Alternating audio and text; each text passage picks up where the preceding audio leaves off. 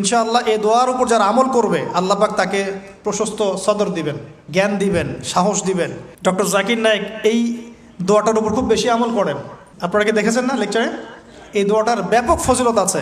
তো মুসা আলাইহিস সালাম বলছেন, আল্লাহ আমার এই সমস্যা, আল্লাহ বলছেন এই দোয়া করো, রব্বিশ রহলি সদরি। আমরা কি দোয়া করবো তাহলে? রব্বিশ রহলি সদরি, আল্লাহ আমার এই কলিজাটা বড় করে দাও। মানে আমার কলিজা বড় করো মানে কি? সাহস বাড়িয়ে দাও। দিনের দাওয়াত দেওয়ার জন্য কি লাগে? সাহস। আমার সাহস বাড়িয়ে দাও। একজন আলেম বলেছিলেন 3টা জিনিস লাগে, জ্ঞান, সাহস, ধৈর্য। দিনের দাওয়াত দিতে এবং দিন বিজয় করতে 3টা জিনিস লাগবে, জ্ঞান, সাহস, ধৈর্য। হে আল্লাহ আমার বক্ষকে প্রশস্ত করো, ওয়াসসিরলি আমরি, আমার কাজকে সহজ করে দাও।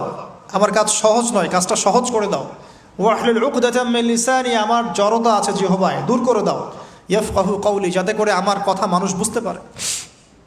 ডক্টর জাকির নায়েক এই দোয়াটার উপর খুব বেশি আমল করেন। মুসা আলাইহিস সালাম কে আল্লাহ পাক ফিরআউনের কাছে পাঠিয়েছেন। কোরআনের পাতায় পাতায় মুসা ফিরআউন, মুসা ফিরআউন, মুসা ফিরআউন।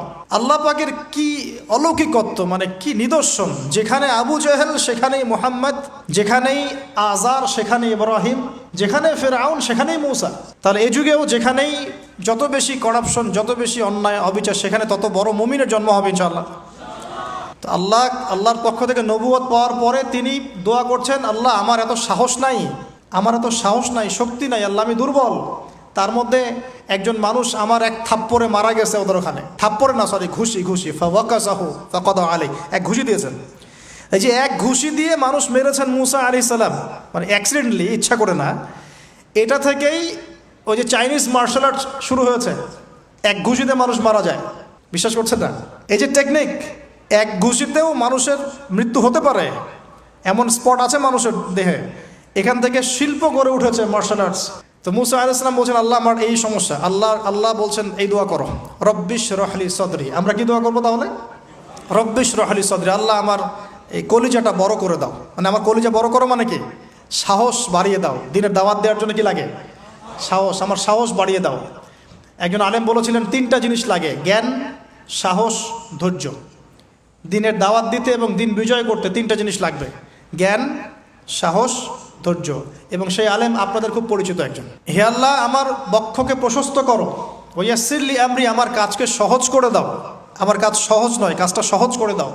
ওয়াহলুল উকদাতাম মিন লিসানি, আমার জড়তা আছে জিহ্বায়, দূর করে দাও। ইয়াফকাহু কওলি, যাতে করে আমার কথা মানুষ বুঝতে পারে।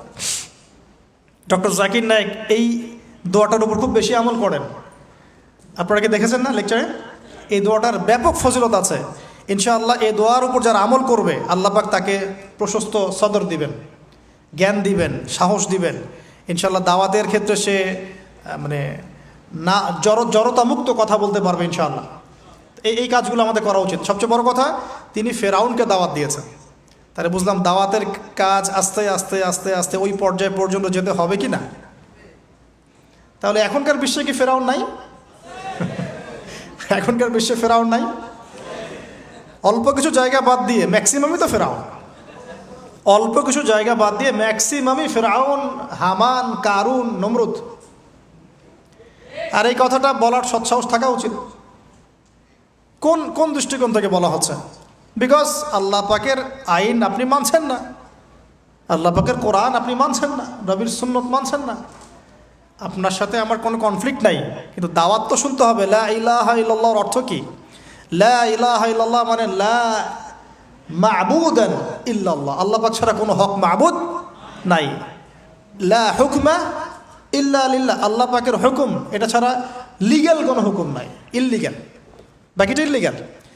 তো আমাদেরও দাওয়াত আস্তে আস্তে আস্তে আস্তে ওই পর্যায় পর্যন্ত যাওয়ার তৌফিক আল্লাহ পাক দান করুন। আমি এটা শিক্ষা সর্বশেষ শেষ করে দিই, লাস্ট সর্বশেষ। এই যে কোরআনের পাতায় পাতায় এরকম কিন্তু অনেক, প্রায় 25 জন মহামানব পাবেন আপনি। আমি অল্প কয়েকজনের কথা বলতে পেরেছি। এই কথাগুলো কাকে বলা হচ্ছে, এই শিক্ষাগুলো কাকে দেয়া হচ্ছে, এই মেসেজগুলো আল্লাহ পাক কাকে দিচ্ছেন, কাদেরকে দিচ্ছেন? উত্তর, নবী সাল্লাল্লাহু আলাইহি ওয়াসাল্লামকে, তার সাহাবীদেরকে, তার পুরো উম্মাহকে, তাই তো? এখন আমাদের নবী সাল্লাল্লাহু আলাইহি ওয়াসাল্লাম কি এই বিষয়গুলোর উপর আমল করেছেন কি করেন নাই? দেখেন, 23 বছরের জীবন, প্রথম 3 বছর গোপনে গোপনে দাওয়াত দিয়েছেন। এই 3 বছর আবু বকর, ওসমান, আব্দুর রহমান বিন আউফ, সাইদ ইবনে হারেসা, বেলাল ইবনে রবাহ, আবদুল্লাহ বিন মাসউদ, তালহা বিন উবাইদুল্লাহ, এইরকম সাহাবীরা তৈরি হয়েছেন। ওমর রাদিয়াল্লাহু আনহু সপ্তম অষ্টম নববী বছরের দিকে এসেছেন আর কি। যাই হোক, প্রথম 3 বছর তিনি গোপনে দাওয়াত দিয়েছেন, পরবর্তী বছরগুলোতে তিনি প্রকাশ্যে দাওয়াত দেওয়া শুরু করেছেন। যখনই প্রকাশ্যে দাওয়াত দিয়েছেন, সমাজের মানুষ তাকে নির্মমভাবে অত্যাচার করেছে। তাকে সারা জীবনে 15টা গালি খেতে হয়েছে, তাকে 16 বার হত্যা করার চেষ্টা করা হয়েছে। এক পর্যায়ে সাহাবীদেরকে নির্যাতন সহ্য করতে করতে আবিসিনিয়ায়, হাবাসায় হিজরত করতে হয়েছে।